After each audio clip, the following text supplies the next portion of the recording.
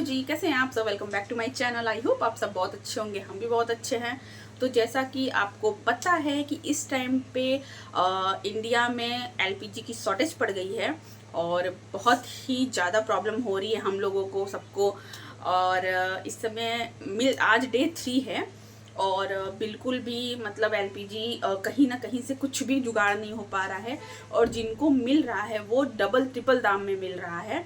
जैसा कि अभी गुड़गांव में सुनने को मिला है कि एलपीजी मिल तो रहा है ना, सिलेंडर मिल रहा है, बट 6,000 प्राइस।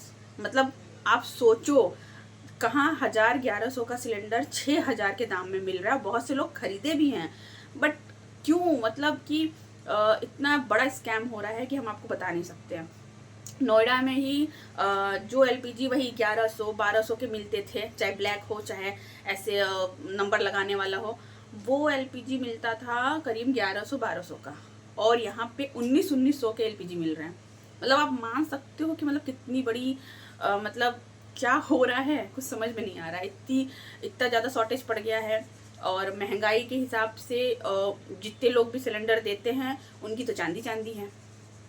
अब कहाँ से वो महंगा ला रहे हैं या हमें महंगा बेच रहे हैं, मतलब कोई आइडिया नहीं है, कुछ भी नहीं है। तो उसका सबसे सिंपल सा उपाय है, आप लोग बिल्कुल भी पैनिक मत करो, है ना। थोड़ा सा वो करो। मेरे पास भी इस समय गैस बिल्कुल नहीं है। मेरे पास मतलब 3 दिन पहले ख़त्म हुआ था सिलेंडर, है ना। और ये कहीं ना कहीं से जुगाड़ किए, फिर अपने फ्रेंड के जरिए लेके आए, तो उनका भी यूज़ किया हुआ सिलेंडर हमें मिला है।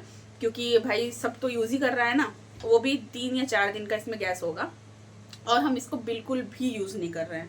मतलब एज ए इमरजेंसी के हिसाब से हम इसको रखें, इस पर बिल्कुल भी हम खाना नहीं बना रहे हैं। हम खाना किस पे बना रहे हैं? अपने इंडक्शन पे बना रहे हैं, है ना। इंडक्शन पे बना रहे हैं हम खाना, पूरी तरह से जो भी खाना है वो सब हम अपने इंडक्शन पे बना रहे हैं, और गैस सिर्फ हम रखें इमरजेंसी के लिए। तो बस यही हम आपसे कहेंगे, अगर आपके पास इंडक्शन है तो आप इंडक्शन यूज़ करें, और नहीं तो सेकेंड ऑप्शन आपके पास आता है कि आप इमरजेंसी के लिए जितनी भी इलेक्ट्रॉनिक चीज़ें हैं, जैसे राइस कुकर आते हैं, बहुत से घर में होते हैं, आज से नहीं बहुत पहले से सबके घर में। ऐसा नहीं कि आपको अभी खरीदना है या अभी आप खरीद रहे हो, बहुत से घर में पहले से ही है राइस कुकर, बहुत पहले से। इंडक्शन भी बहुत लोगों के घर होता है। मेरा खुद ये 7 साल पुराना है, बट यूज़ अब आ रहा है। मतलब सोचो आप, 7 साल से हम कभी भी इंडक्शन यूज़ नहीं किए। ये नया का नया ऐसे रखा था, हार्डली 1 या 2 बार हम यूज़ किए होंगे। उसके बाद ये ऐसे ही रखा था एज अ शो पीस की तरह। हम इसके पहले वाले घर में अच्छे से रखे थे, बहुत से ज़्यादा पानी बॉयल करते थे, दूध बॉयल करते थे, बस इसके अलावा कोई यूज़ ही नहीं था। बट अब यूज़ हो रहा है, ठीक है। तो ये जो इंडक्शन है बहुत से घर में बहुत पहले से ही यूज़ हो रहा है। तो ये सब चीज़ें तो हैं, आप अभी पैनिक मत करो। और हाँ, आपको इंडक्शन किस तरह से यूज़ करना है कि हमारा इंडक्शन ख़राब ना हो, क्योंकि अभी आज हम फ्लिपकार्ट और अमेजोन ऐसे स्क्रॉल कर रहे थे, तो मतलब कभी कल रात में ही बात हो रहा था कि अगर हो तो एक इंडक्शन और मंगा लेते हैं। अभी जो नया वाला चल रहा है रेडिएंट वाला, वो वाला अब मंगा लेते हैं। तो अभी स्क्रॉल ही कर रहे थे और विद इन 30 मिनट्स यू फटाफट वो स्टॉक आउट होते जा रहा है। हम कह रहे हैं ये क्या हो रहा है। तो अभी बहुत से जगह बेंगलुरु में और बहुत से जगह पे जो रेस्टोरेंट वगैरह थे, छोटे मोटे रेस्टोरेंट थे, वो पूरी तरह से बंद हो चुके थे बिकॉज ऑफ सिलेंडर, ठीक है। तो उन्होंने भी ये रेडिएंट वाला इंडक्शन लिया है, जिसकी वजह से वो अपना काम कर सके। तो आपको बस यही करना है, अगर आपके पास इंडक्शन है तो आप उस पर यूज़ करो। बिल्कुल भी 6,000, 7,000, 8,000 लगाने की ज़रूरत नहीं है। बिल्कुल पैनिक मत करो, और हो सके तो आपको इन्वेस्ट करना है तो आप इंडक्शन पे ही मतलब इन्वेस्ट करो। तो इंडक्शन को लंबे टर्म तक कैसे यूज़ करना है और क्या आपको नहीं करना है, आपको हम इस वीडियो में वही बताएंगे। तो आइए समझते हैं। हाँ जी, तो जैसा कि हमने आपको कहा था कि आप किस प्रकार इंडक्शन अपना यूज़ करें कि वो लॉन्ग टर्म तक चले और ख़राब ना हो। तो जैसा कि ये मेरा इंडक्शन आप देख रहे हो, ये करीबन 6 से 7 साल पुराना है, बट अभी तक इसका कोई भी हम यूज़ अच्छे से नहीं कर पाए हैं। बहुत इमरजेंसी रहा है तभी कर पाए हैं, बट अब इसकी ज़रूरत पड़ रही है। तो आपको क्या करना है और क्या नहीं करना है, वो दोनों हम आपको इस वीडियो में बताएंगे। और मैंने क्या गलती की थी वो आपको नहीं करना है, इस वजह से हम ये वीडियो बना रहे हैं। तो चलिए सबसे पहले इंडक्शन ऑन करते हैं, ठीक है। ऑन कर दिए, और यहाँ पे ये प्रेस का बटन है, और यहाँ पे हमने सपोज़ ये रख लिया, ठीक है, 1100 पे। तो आपको ये नहीं करना कि स्टार्टिंग में देखो आप यहाँ पे ये 1100 है, 1100 पे ही आपको मतलब हाई फ्लेम पे बिल्कुल भी आपको नहीं करना है, आपको हरदम लो फ्लेम पे कुकिंग करना है। देखो हमने यहाँ पे 300 पे कर दिया, ठीक है। बहुत से लोग क्या करते हैं, उनको खाना बनाने की जल्दी रहती है और वो क्या करते हैं कि ऑन करते से ही वो 1100, 1200, 2200 ऐसे करके वो कुकिंग स्टार्ट कर देते हैं, जिससे उनका खाना जल्दी बन सके, वो जल्दी फ्री हो सके। तो आपको ये गलती नहीं करनी है, स्लो फ्लेम पे ही आपको कुकिंग करनी है, ताकि आपका खाना भी अच्छे से बन जाए और आपके मशीन पे ज़्यादा जोर भी ना लगे।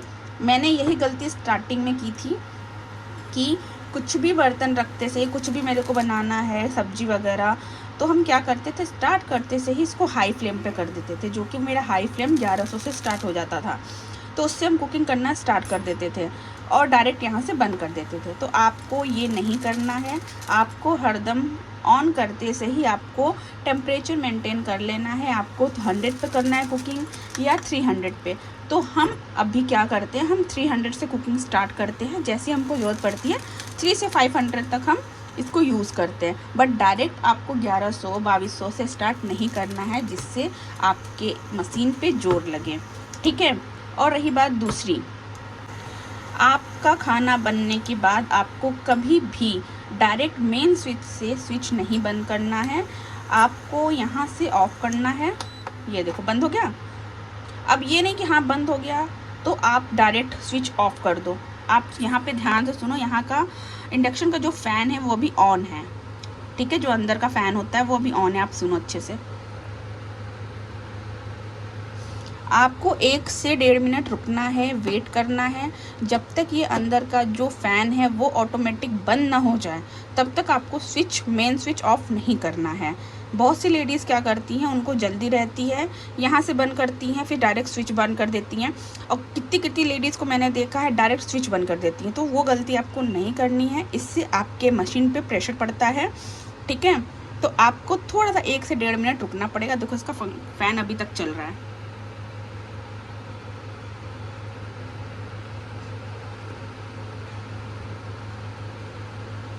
मतलब इसमें पावर सप्लाई हो रहा है अभी भी।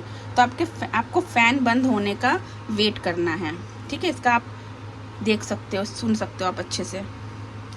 तो जब तक हम आपसे बात कर रहे हैं तब तक देखो आवाज़ सुनो, नहीं आ रहा ना। तो ये बात करते करते फ़ैन बंद हो गया। अब इसको हम क्या करेंगे, मेन स्विच से बंद कर देंगे। तो इससे आपके मशीन पे बिल्कुल भी प्रेशर नहीं पड़ेगा, आपका मशीन लॉन्ग टर्म तक चल सकता है। थर्ड चीज़ जो कि है, आपके टॉप पर जो भी आपका खाना वगैरह गिर जाता है उसको आपको अच्छे से क्लीन करना है। देखो मैंने क्या गलती की थी, फर्स्ट तो मैंने हाई फ्लेम पे स्टार्टिंग में खाना बनाना शुरू किया था, जिसकी वजह से मेरा ये जो ऊपर का सरफेस है ये हल्का सा बर्न हो गया, हल्का सा जल गया है, ठीक है। अब ये साफ़ भी नहीं होता। अब इस पर ऐसा नहीं कि मैं बर्तन घसने वाला लेके एकदम घस दूँ अच्छे से तो ये साफ़ हो जाएगा, नहीं। इसको ये चीज़ भी नहीं करना है, आपको हल्का सा ये माइक्रो फैब्रिक कपड़ा इसी से आपको अच्छे से साफ़ करना है, ठीक है। लेकिन मेरा इतना ज़्यादा मतलब पुराना हो गया है, जिसकी वजह से ये जाता भी नहीं, तो इसलिए मेरा ये नहीं जाएगा दाग। आपको ये गलती नहीं करनी है। फर्स्ट हाई फ्लेम पे खाना ही नहीं बनाना है, आपको लो फ्लेम पे कुक करना है। सेकंड, इस पर कुछ भी गिर जाए तो इसको आपको इनके तुरंत आपको इसको अच्छे से साफ़ करना है, ठीक है। और जो मैं थर्ड चीज़ बोल रही थी, आपको कभी भी गीले सरफेस पे ये मशीन नहीं रखनी है।